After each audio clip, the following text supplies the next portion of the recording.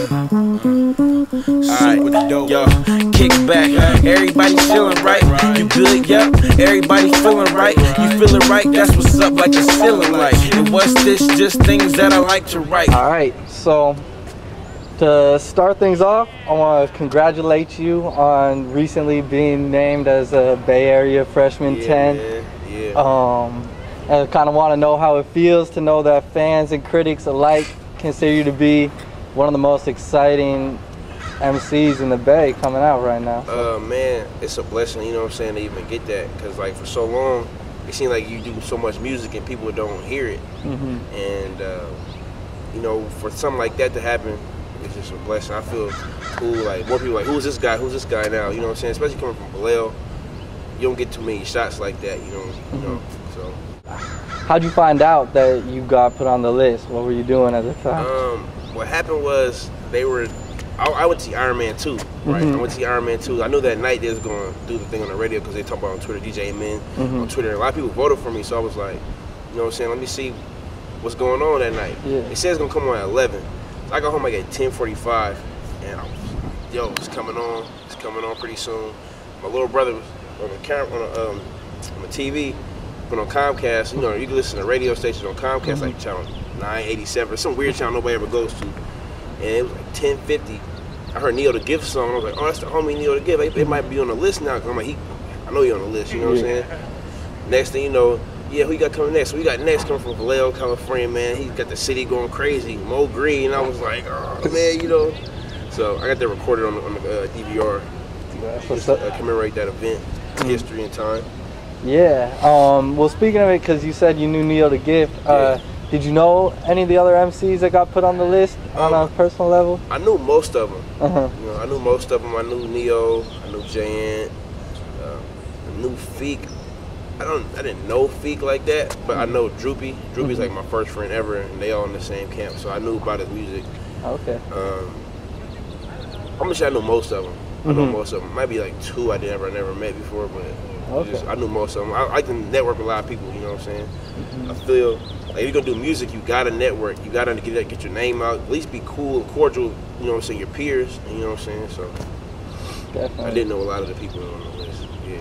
All right. So when XXL did their Freshman 10, right? Yeah. Quickly after, you know, there was like a mixtape that came out that had tracks from all 10 artists as kind of like an introduction to the general public. Do you know if anything like that's going to be coming for this Bay Area 10? Yeah, we should be doing a music meeting, Bay Area Freshman 10 edition. So yeah, we are doing something like that. DJ Amen putting that together. So okay, yeah, I did send my song in, you know, so it should be coming. So coming up, you're going to release the Rocky Maivia project. So how about you tell everybody a little bit about that?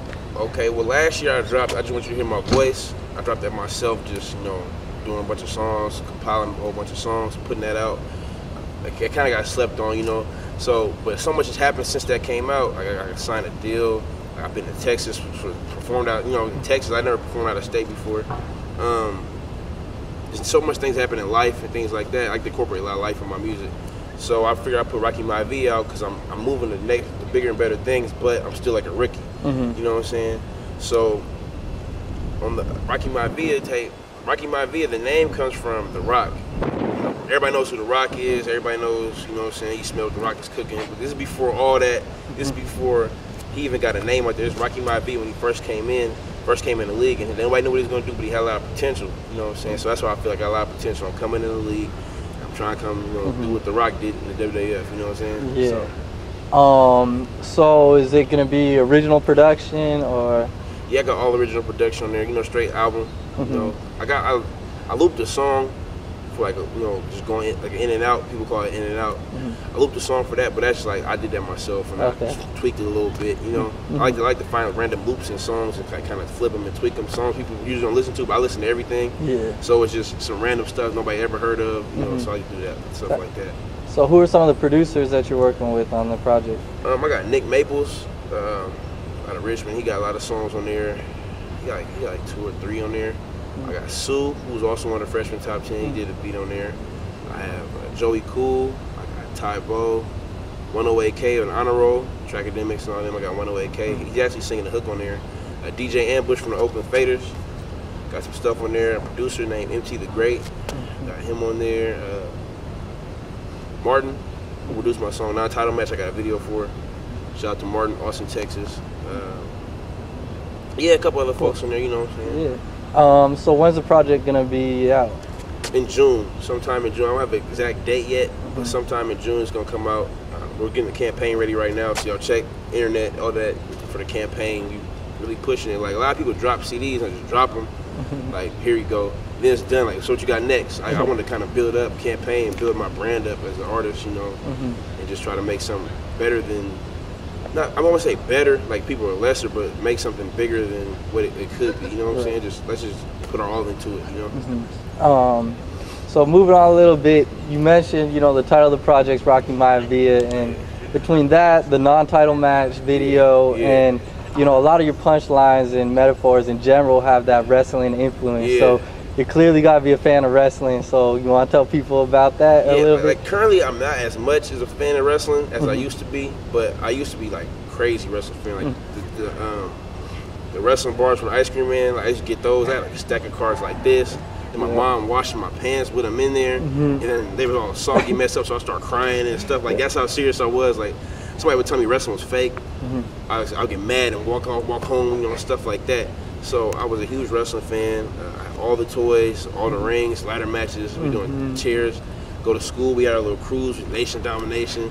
We had DX. We had all that. We was hitting the Shawn Michaels pose, everything. So I've always been a big, huge wrestling fan. I used to go back and rent like the 1988 Survivor Series. I was born in '88. I used to go back and rent the 1988 Survivor Series and stuff like that on tape and just watch them, just to see, you know. A lot of people don't know Debo from Friday was a wrestler. His name was Zeus. He used to beat the heck out of Hulk Hogan. A lot of people don't know that because they don't go back and watch the history of wrestling. But you know, but The Rock is my all-time favorite. The Rock and Ahmed Johnson. A lot of people don't know who Ahmed Johnson is. First Black Intercontinental Champion. Look it up. Check it out.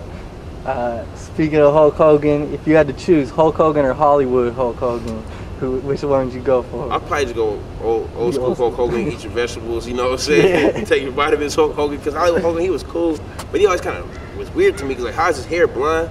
But like his face was all black. It kind of messed me up when I was a kid. I was like, what's up with that? My mom was like, he just dyes it. Don't worry about it. So I was like, I don't know, that's kind of weird to me. That's why I don't know why it's kind of weird to me. So I'm going to go with the Hulk Hogan, you know, the Hulkamaniac. I was a Hulkamaniac. Yes, I was. Yes, I was. Shout out to Hulk Hogan, the whole Hogan family. You got a lot of crazy stuff going over there. You know what I'm saying? Y'all sleep with your kids, friends, and all kinds of stuff. But that's what the game does to you, man. You know what I'm saying? Just keep it cool, bro.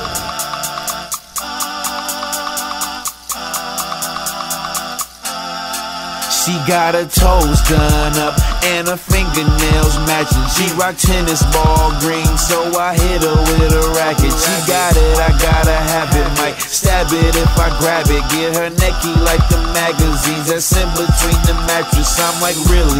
You have to freaking feel me.